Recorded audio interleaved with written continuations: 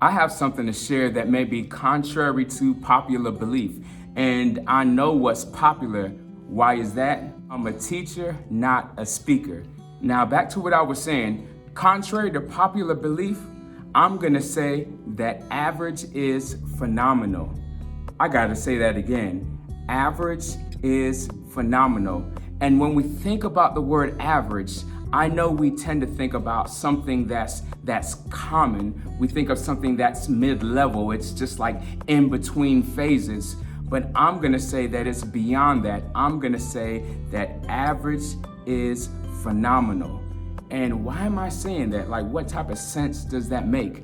Well, you see, in life, we deal with challenges and obstacles. Challenges and obstacles have way more value than we think. Now, I know this isn't a new lesson. As an educator, I know we have to repeat things. The more we hear it, the more repetitive it is, the deeper it's gonna penetrate into our minds, into our hearts, into the way that we process things. So I say that again, the challenges and the obstacles that we face on a daily basis. I'm not ever gonna minimize some of the hardships that we go through. I just don't want those hardships or those obstacles to bring us to a complete stop.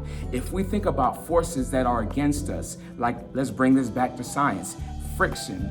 It is a force that opposes motion. If I wanna go to the left, friction is gonna pull me to the right. If I wanna move forward, friction is gonna almost pull me back. But friction is something that is required in so many instances.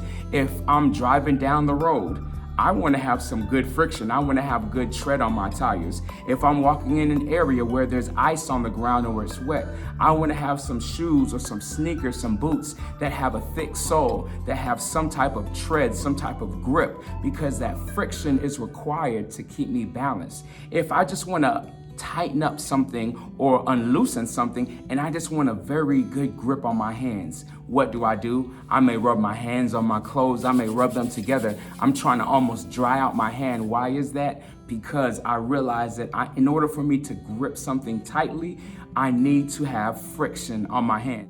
We think back to obstacles, things pulling us back. Gravity.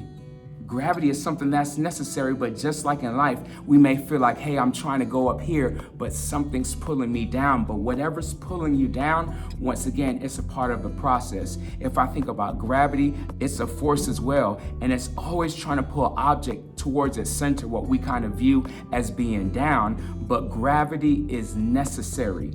Our muscles and our bones need gravity to help make it more dense, make it compact. And when that happens, that allows for our bones to grow as well as our muscles to grow, for us to get stronger, for us to have more structure, more stability. So gravity is a necessary force that goes against maybe the direction that we're trying to go. Yes, I'm talking about science, but I'm also talking about life.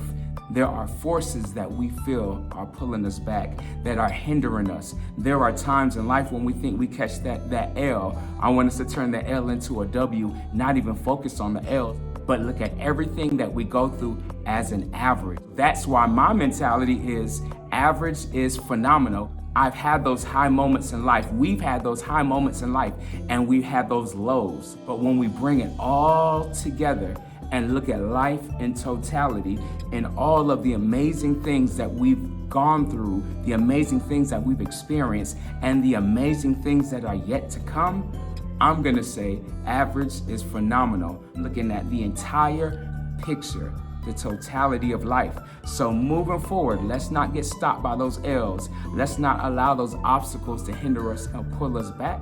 Let's not just focus on the lows. Let's also not just focus on the highs, but we're looking at the average.